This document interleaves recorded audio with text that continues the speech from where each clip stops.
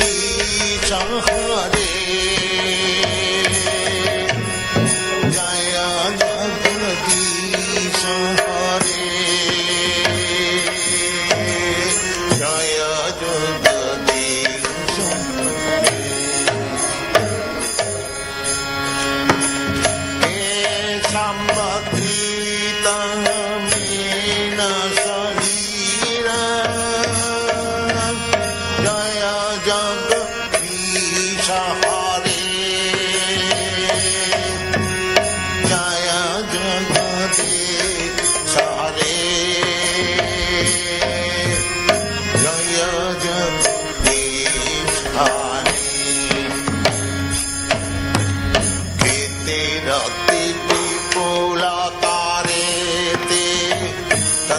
पृष्ठे इतिरति विपुलतारे ते पतितः पृष्ठे धरानि धरन् किं चाक्रगरिष्ठे इतिरति विपुलतारे ते पतितः पृष्ठे धरानि धरन् किं चाक्रगरिष्ठे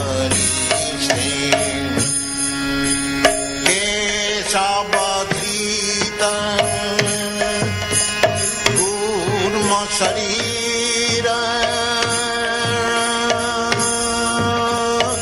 अय जगदीश हरे जय जगदीश हरे जय जगदीश हरे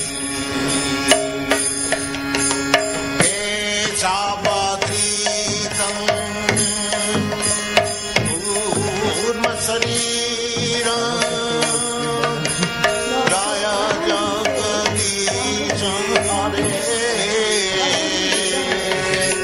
जय जगदीश हरे जय जगदीश हरे अत्रति दर्शन शिखारे धरणी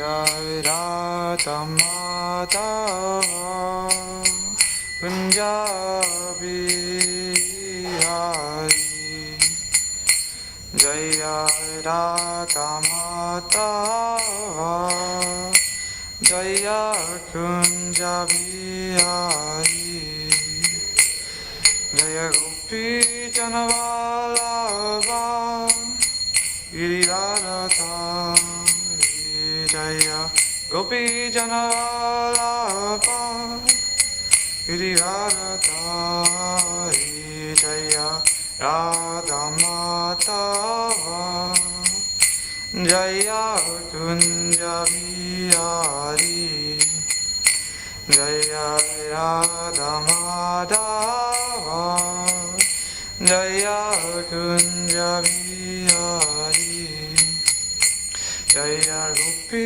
Janavallabha Giridharadha Jaya Gopi Janavallabha Giridharadha Yashuranandana Chachanarandana Yashuranandana Chachanarandana Yamunatira Vanacharya Munatira Vanachari Jaya Radha Madhava Punjabi Hari Jaya Radha Madhava Jaya Kunja Bihari Jaya Gopi Janavallabha Giridharadha Gopi Janavallabha Giridharadha Yashuranandana Vrachachanarandana Yashuranandana Vrachachanarandana Yamunatira Vanacharya Munatira Vanacharya Hare Krishna Krishna Krishna Hare Hare Hare Rama Rama Rama Hare Hare Hare Krishna Krishna Krishna Hare Hare Hare Rama Rama Rama Hare Hare Hare Krishna Krishna Krishna Hare Hare Hare Rama Rama Rama Rama Hare Hare Hare Krishna Krishna Krishna Hare Hare Hare Rama Rama Rama Rama Hare Hare Jaya Radha Gokulananda Radha Gokulananda Shri Hare Jaya Radha Gokulananda Radha Gokulananda Shri Radhe Jaya Sita Ram Lakshman Hanuman Jaya Sita Ram Lakshman Hanuman Jaya Sita Ram Lakshman Hanuman Jaya Sita Ram Lakshman Hanuman Jaya Gauranitai Gauranitai Gauranitai Jaya Gauranitai Jaya Gauranitai Gauranitai Gauranitai Jaya Gauranitai Jaya Prabhupada Prabhupada Prabhupada Shila Prabhupada Jaya Prabhupada Prabhupada Prabhupada Shila Prabhupada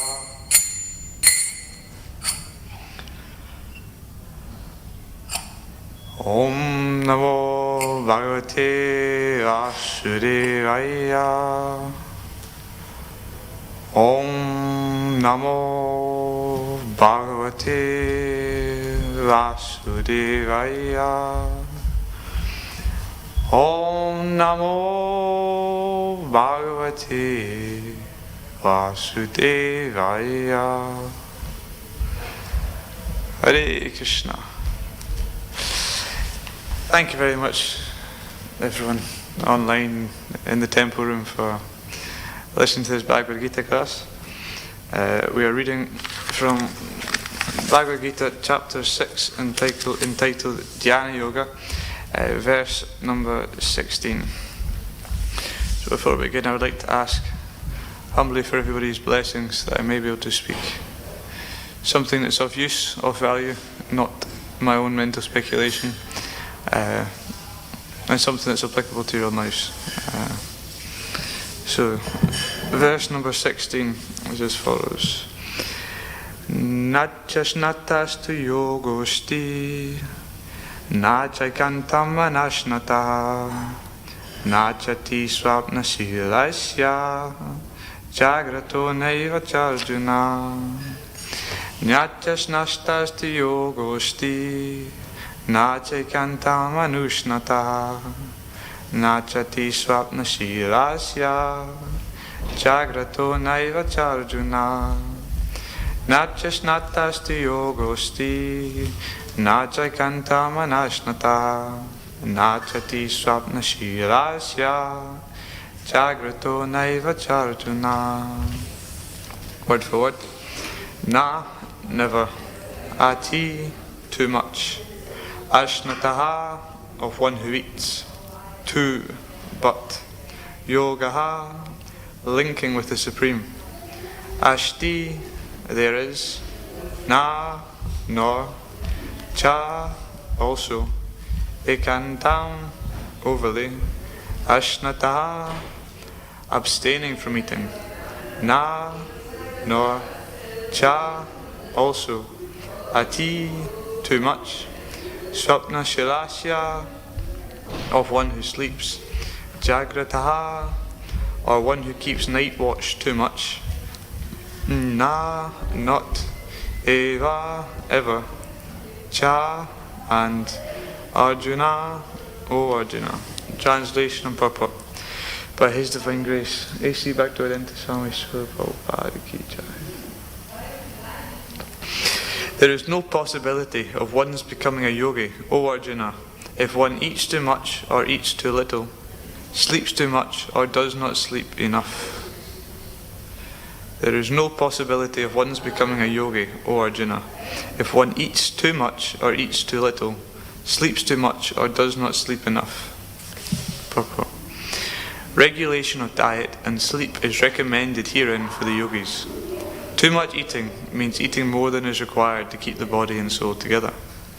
There is no need for men to eat animals because there is an ample supply of grains, vegetables, fruits and milk. Such simple foodstuff is considered to be in the mode of goodness according to the Bhagavad Gita. Animal food is for those in the mode of ignorance. Therefore, those who indulge in animal food, drinking, smoking and eating food which is not first offered to Krishna will suffer sinful reactions because of eating only polluted things. Bunjate tvagam papaye pachanti atmakaranat. Anyone who eats for sense pleasure or cooks for himself, not offering his food to Krishna, eats only sin. One who eats sin and eats more than is allotted to him cannot execute perfect yoga. It is best that one eat only the remnants of foodstuff offered to Krishna. A person in Krishna consciousness does not eat anything which is not first offered to Krishna. Therefore, only the Krishna conscious person can attain perfection in yoga practice. Nor can one who artificially abstains from eating, manufacturing his own personal process of fasting, practice yoga. The Krishna conscious person observes fasting as it is recommended in the scriptures. He does not fast or eat more than is required, and he is thus competent to perform yoga practice. One who eats more than required will dream very much while sleeping, and he must consequently sleep more than is required. One should not sleep more than 6 hours a day. One who sleeps more than 6 hours out of 24 is certainly influenced by the mode of ignorance. A person in the mode of ignorance is lazy and prone to sleep a great deal. Such a person cannot perform yoga.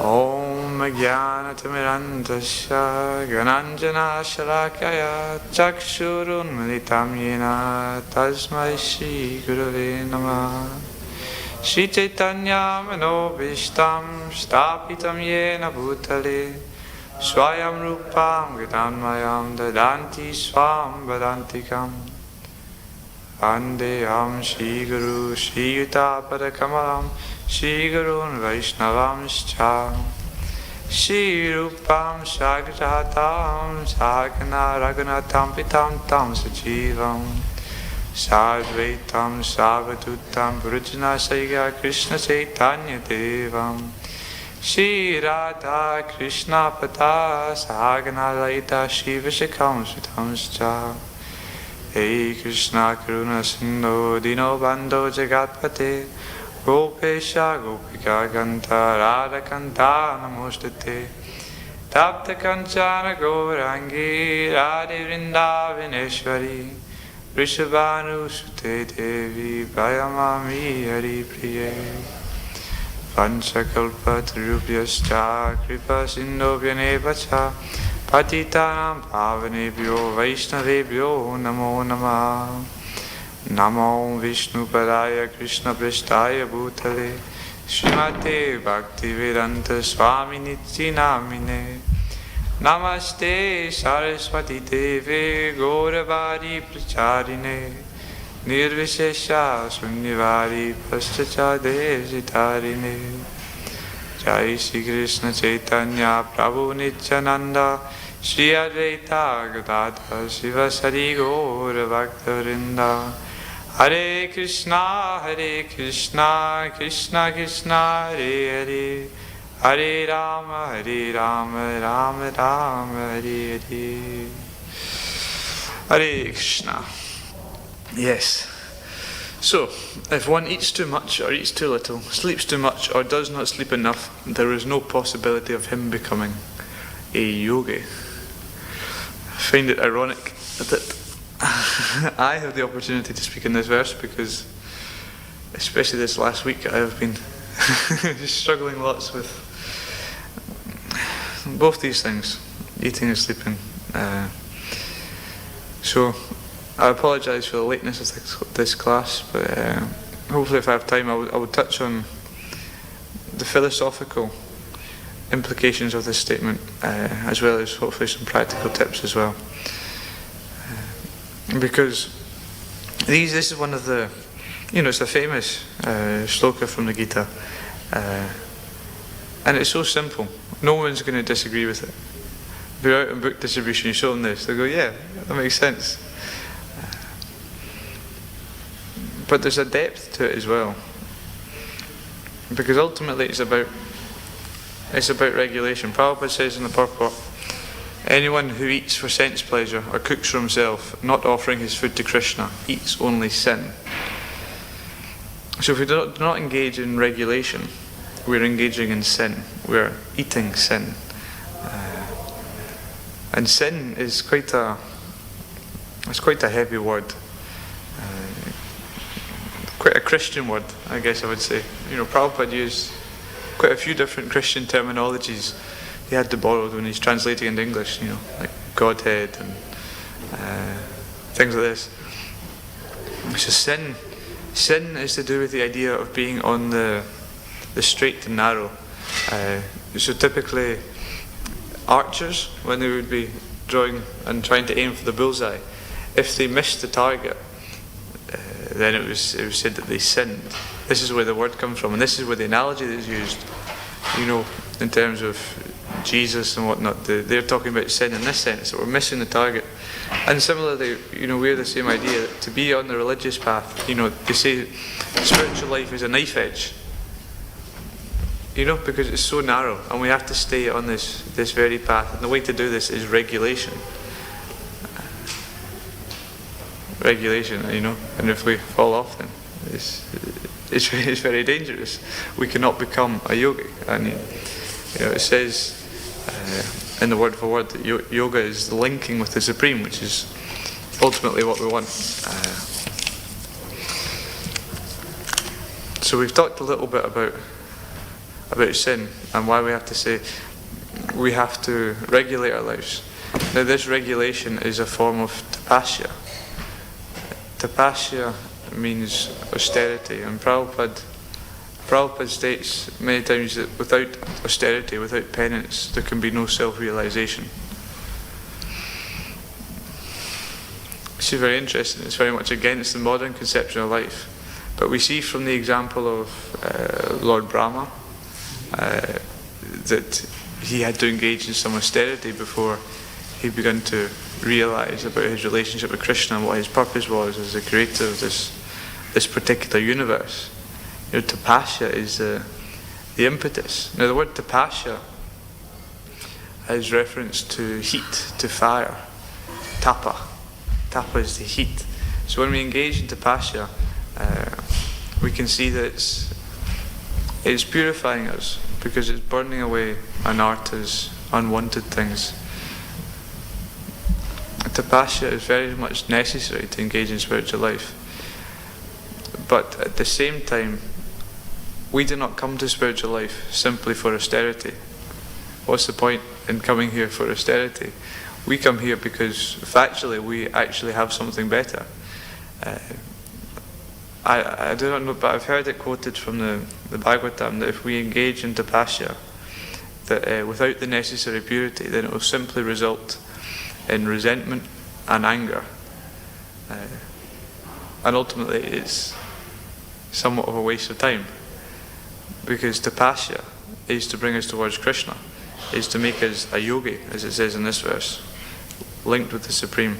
So if we do not have that as our goal, then we're simply wasting our time and endeavouring a lot, because if we're going to try and regulate what we eat, what we sleep, of course you can see there's so many self-help books and different diet programs out there for non-religious people who are trying to regulate it because they know they must do, but how much they struggle, how they can go on some diet plan and it'll work for maybe some week, 2 week, couple of months, and then they'll break it because they have no reason to actually go on this plan. Their whole life is centred around simply satisfying their senses.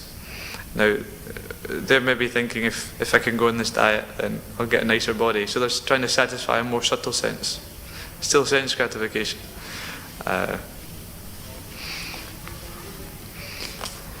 Because ultimately, we have to come to the point of purifying the senses. Krishna has senses. Senses still exist within the spiritual world, but right now they're impure, they're diseased, Prabhupada sometimes says. So we have to purify them. That's the purpose of human life. So once we have Krishna at the centre of our lives, then we have the impetus to begin to purify them, because we're engaged in something which is not sense gratification. It's something which is transcendental, it's pleasing Krishna. But at the same time, we are currently in this material body, and Prabhupada says whilst we're in the material body, we have a need for food and for shelter and for defence and for sense gratification,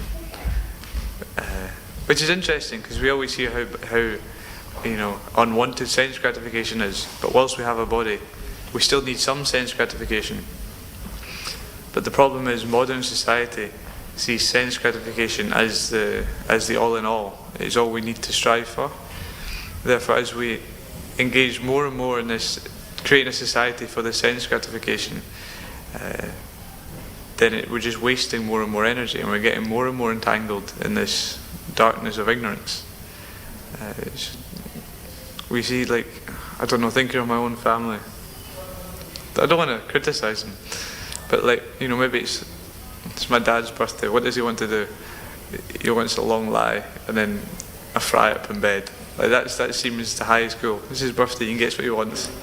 You know, you get to sleep more and you get food brought to your bed. Like, and that's in modern society. Like, look, like any time it's look how much we've advanced. We've got people out of poverty. Oh no, people, they're really happy now. Many people only have to work for 4 days in a week instead of 5, instead of 6. And what do they spend with these other days for? It's just sense gratification. So materialist society is simply going forward, searching after sense gratification. And this is just a waste of energy. You know, human energy should be used to purify the senses, ultimately to satisfy Krishna. And this is what Arjuna did. We see in the Gita, you know, Arjuna's not wanting to fight because he has these bodily conceptions. Oh, these are my family. What will people think of me? You know. And Krishna says, scrap all that. Just serve me. You know, fight for my pleasure. And this is the higher principle. So we have to use our energy to serve Krishna, not to serve our senses. I was listening to a Prabhupada lecture on this verse, and he was making this a very interesting point. He says that on one hand, if we follow a healthy lifestyle, disease is unnatural. Being healthy is natural. And similarly, the soul currently is diseased, and the symptom of this disease is the body. You know, if we are ill and we have some disease, the symptom is a cough or, you know, temperature. Whereas when the soul is diseased, the symptom is the body, because the body is what facilitates us to engage in sense gratification. This is why the body is here, because we have all these upadis, designations,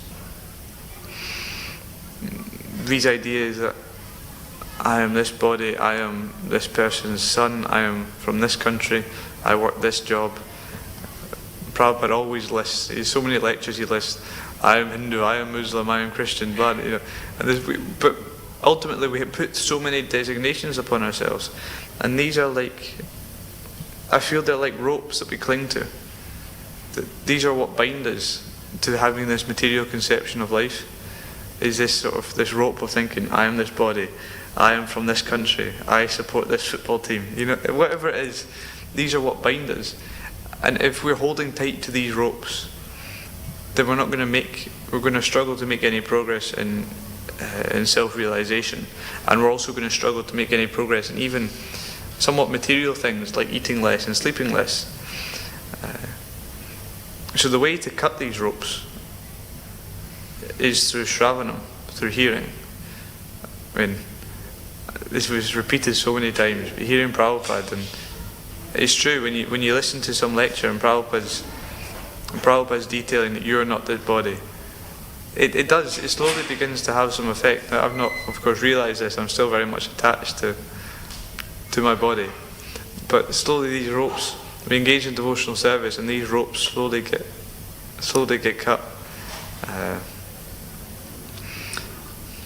So, yeah, as I was saying, this body is a symptom of the disease, but at the same time, it is a human body, and there's so many descriptions in the Vedas about how useful this human body is. It's the boat that we can get across the ocean of material suffering. So we have to use this opportunity as best as we can. There's one analogy Prabhupada gives of the vulture. You know, the vulture it can fly so high in the sky. It's, you know, incredible ability. We cannot fly in the sky like that unless we have huge aeroplanes. So the vulture can fly in the sky and has incredible eyesight and can see for miles. And what does it use it for? Simply to look for dead carcasses. It looks for dead carcasses and then eats it. So, like, we have so much ability in this human form of life. We have intelligence. We have, so much literature. So what we're going to use it for? You know, dead carcasses or for self-realization? It's a powerful analogy that it sort of really makes you think. But in this connection, there's how we do gradually begin to cut these bodily designations and advance in spiritual life. There's an example of Raghunath Das Goswami. Now, of course, he's maybe we could say a somewhat extreme example. The Goswamis were all great examples of renunciates. But Raghunath Das Goswami, he's a very, very interesting story, because he had some connection with Lord Chaitanya. I think through his father and Lord Chaitanya's father, there's some connection, and he always had an inclination. Of course, he was an eternally liberated soul, but he had very much a strong inclination to be a mendicant, to be a renunciate, and his family saw this, and his family was very, very rich, and they cared for him to some degree, especially in the bodily conception. So they very much did not want him to take to this renunciate form of life. So we got to the stage where his father would have him, certain guards would be around him, guarding him, making sure they did not run away and take the renounced form of life. It's quite funny. But eventually he did get away. He slipped away, and he went to Jagannath Puri, and he was living as a mendicant. And his father was very, very worried, so he sent some servants after him. And these servants got in contact, and they would give Raghunath Das Goswami regularly 400 rupees. Now, I think that was quite a lot of money back in those days, So with these 400 rupees, Raghunath Das Goswami would have feasts and invite all the sannyasis of Jagannath Puri. And of course Lord Chaitanya would come, and this would happen for a little while.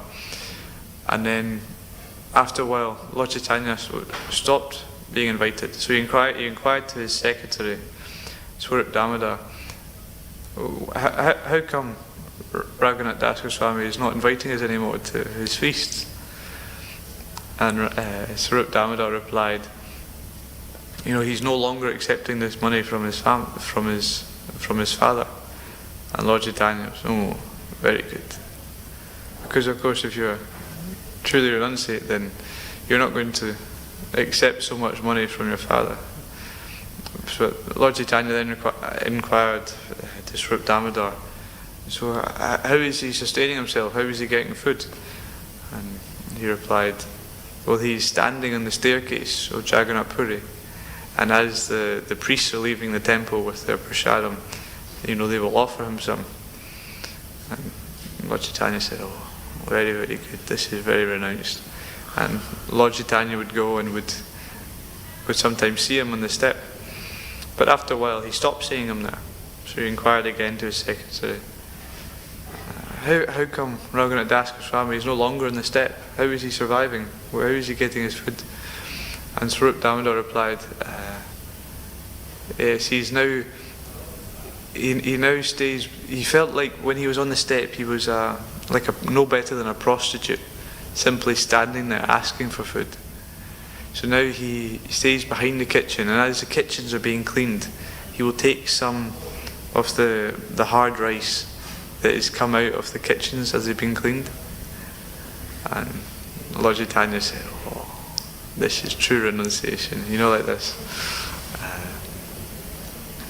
So after a while, Raghunath Das Goswami was continuing to live in this way, and Lord Chaitanya came and visited him. And he came over, and he ate, in one little pot. I think Raghunath Das Goswami had the rice he collected from the remnants from the kitchen being cleaned, and Lord Chaitanya took of it and he ate it. And he said, this is so good. How come you have not shared it with me? It's Jagannath Prasad. And of course Raghunath Das Goswami said, my Lord, how could you cannot eat this. This is not worthy of you. But he says, nothing tastes so good as this. And it's a beautiful pastime. But it shows us the gradual progression of renunciation. Of course, we're not going to be Raghunath Das Goswami. He was an incredible devotee, an incredible soul, an associate of Lord Chaitanya, and we're not trying to imitate him, but we can see from his example how we can be in comfort, and by slowly putting Krishna more in the center of our lives, and also some endeavour on our part, then renunciation comes quite easily. And it seems remarkable from the outside. But if I just, think of my own personal example, if I tell my friends from back home about you get up at 3:30 in the morning, we're so much, I don't use any social media, working, doing so much service, all these different forms of, not that the temple is, the manor is particularly renounced. You can live quite a comfortable life here if you so desire. But there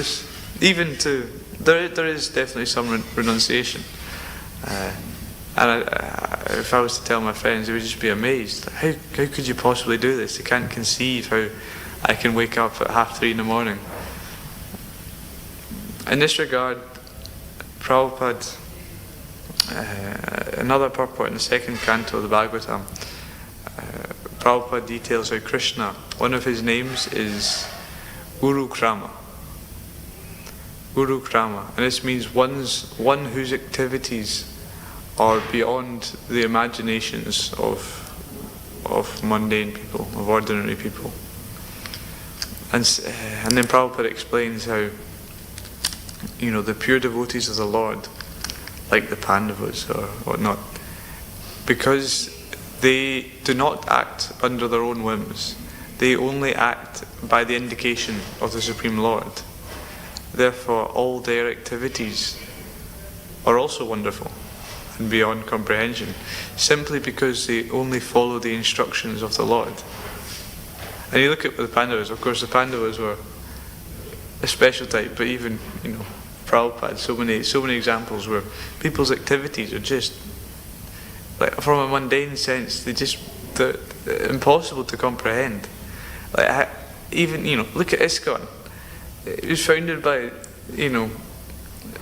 a 70-year-old Indian man who had just come to the West, and basically some hippies and some who were teenagers. Genuinely, it's incredible, because what they were following simply the indications of the Lord. Their activities were incredible.